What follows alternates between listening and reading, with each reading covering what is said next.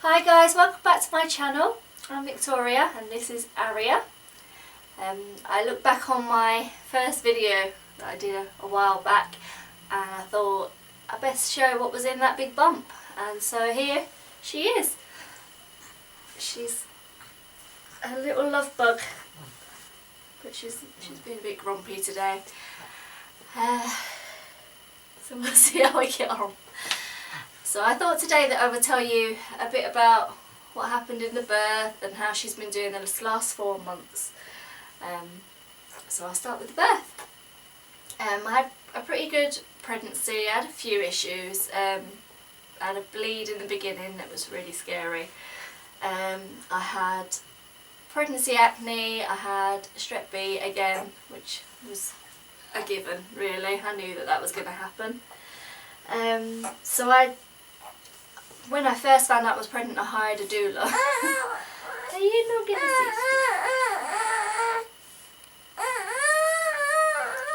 Okay. So when I first found out I was pregnant, I started looking into getting a doula. So I hired one. Her name was Helen and she was really lovely. And I was all set to do a VBAC. I was ready to give it a go.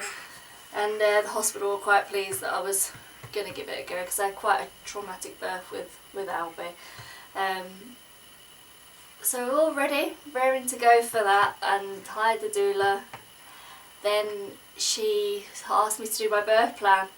So I sat down at the computer and then it all hit me. The way I felt last time, that I kind of just blocked out in my little baby bubble with Albie. I blocked it all out, and then it sort of dawned on me, you've got to do this again. And I just couldn't bring myself to leave it up to chance, any of it. So I decided, everything I was writing in my birth plan, I was just like, if this happens I want a C-section, if this happens I want a C-section. And I just thought, what am I doing? Just have a C-section. So that's what I did. I went into the hospital and they weren't best pleased with me. I think because I'd already said that I was going to try for a VBAC. They weren't happy that I was changing my mind, which is wrong really. They should respect the fact that I was too scared, basically. But in the end I got one, and on the 15th of September I went into the hospital. It was really nice actually, all made up, ready to have my C-section. A lady went first because she was having twins, so yeah, bless her, she had to go first. But I went down and I had a spinal block this time, not a epidural, which is the same sort of thing. It's no different really, but it was a little bit less, just because I was having tractions the last time I had an epidural, which was horrendous. Right, let's put you down. Let's put you down. No, I can't. Try again. So I went in. I had a spinal block. I think that's where I got up to last time. And they were really nice. I kind of got to meet the team this time because last time it was an emergency C-section and it was just mayhem, and I had been awake for 3 days straight with no drink and no food. So that was a totally different experience, and so they got that in, they were all chatting and we were laughing and it was great. And then they brought my husband in, Aidan, and we were just chatting away and I could feel them prepping me in there and I could feel a bit of tugging, but I thought they were cleaning or doing something. And then I said to my husband, I said, when are they going to start? And he said he knew that they had started but didn't want to tell me, and then all of a sudden I just heard her cry. And I was just like, oh, that was really good. I didn't even know that they were cutting me or anything. It was fantastic. And then straight away they put her, I think they give her to Aidan first, and then they put her on me, and she was just this massive ball of just huge, a really big baby. Because he looked over and he said she's got hair, and I thought, because Albie was bald, so I thought she'd have 3 hairs because that would have been enough for us, oh, she's got hair. But then when I saw her, she just had a massive hair. I was like, oh, really everything I wanted. I was like, really wanted a chubby baby with loads of hair, and I got it. So they weighed her, they put her on and they said £8 something. I was like, okay, because that's Albie was £8.5, and then they said, oh wait a minute, let's do this again. So they weighed her again and she was £9.1, and I was like, oh, that's why I was so big, hey. So yeah, and then we got kind of cleaned up while I was being sewn up, and then they moved us into the ward where I was going to be staying, and she breastfed fine straight away. She still prefers the right boob to the left one. She's got a preference. And that was it. And I was in hospital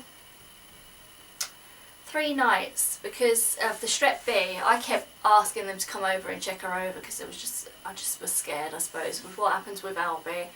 I was just a bit worried, so they kept just checking her. She did have jaundice. She looked such a nice colour. She looked like she'd been on holiday, and they kept asking me where I was from, and I'm like, I'm just from London.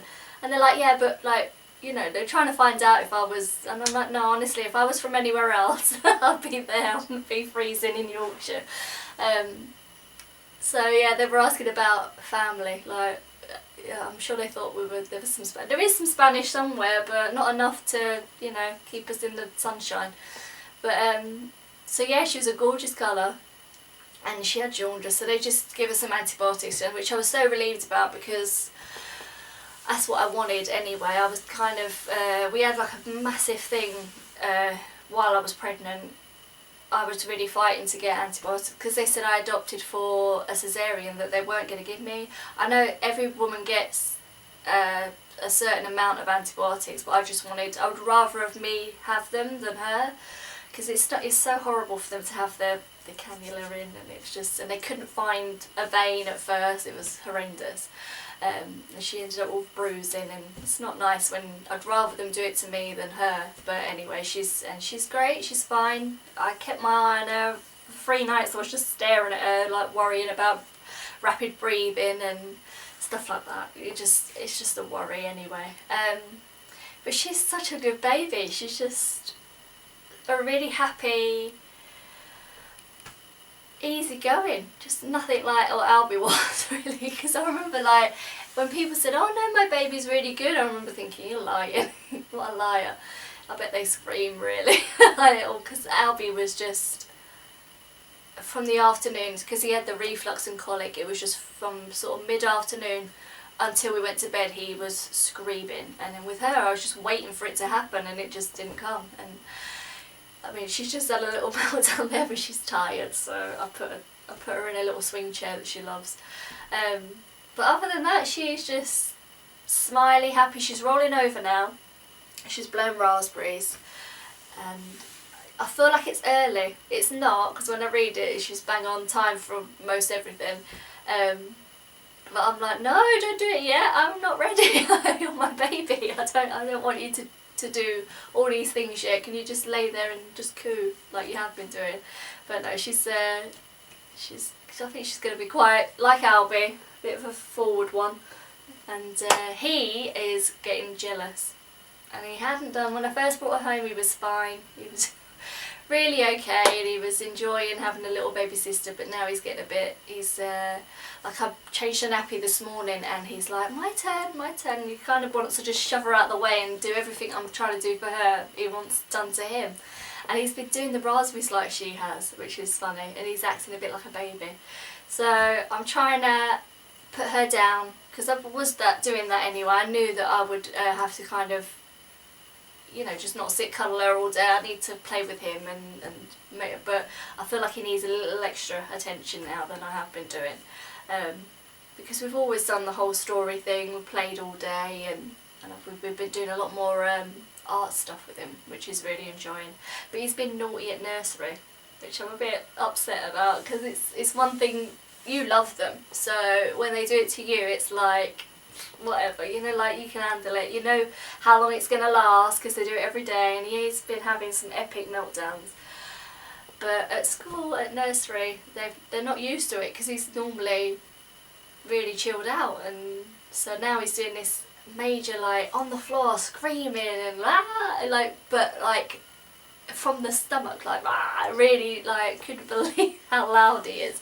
So I think they're getting a shock now, so we're going to kind of set some boundaries now with that, because it's getting a bit bad. But other than that, it's all good. I've had, you know, it's taken quite a while to get used to two. I don't think you're prepared for that ever. And you got to learn, like, to get ready in the mornings. I stick Albie in his room because he's got a stair gate on there, and he has the iPad. It's like, it can something to entertain him in his room so he's safe. And then she's in her swing chair and I get ready, checking on them both as I do.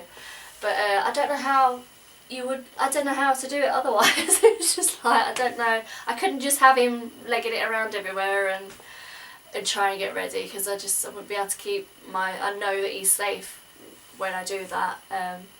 Because I was looking for YouTube videos. I was like, right, somebody tell me, how do I do two? How do I?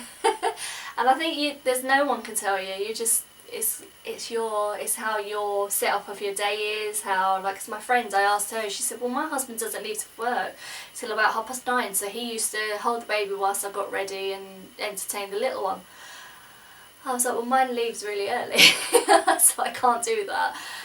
So what we tend to do is have baths at night, so that it's easier for the daytime, and then do that. So he gets put in his room, which he's quite happy to do because he doesn't spend time in there, he just sleeps in there. So there's toys in there, and he doesn't mind because he gets to play with all the toys that he hardly ever sees, really. So I'm looking to maybe bring up a few more things. Like, he got a train set for Christmas, so that might come up here maybe. So it's something to play with when he's banished to the bedroom. So I'm gonna crack on with doing videos now. I feel prepared, like, to do it. We brought home, my husband brought home a Mac computer thing that was just sat at his office, so he can do some work from home and I get to use it for trying to edit. That it's going to be really hard to do, but he's going to help me. And we've dug out his camera rather than me using the iPad, because that was a bit. And downstairs, you don't realise how dark your house is until you try and film a video. But this is Aria's room. It still needs some stuff doing. We should need some bedding. To put pictures up, we need to do that. But it's pretty much. I want to do some videos soon. I'm going to do maybe a room tour of Aria's room, and maybe Albie's room as well, because I love his room. And he's got a bigger room, so we're hoping to extend soon, so that, you know, in the next few years, so that eventually Aria will have a bigger room for when she's a teenager, and she's because he's got a whole wall of wardrobes, which has been so handy just for both of them, and even for us to put stuff in. So we're hoping to make this room a bit bigger because it is a really small room. I'm going to do some videos on Albie's birth, I'm thinking, because that would explain a lot with the Strep B, I think, and maybe help somebody to not stress out about it. So I'm going to wrap this video up because I've made Aiden take Albie out for a bit because he was kicking off. So, and I'm sure she's probably kicking off now as well. I think she wants a cuddle, so I'm going to go and give her some cuddles. And thank you for watching. I'll see you soon. Bye.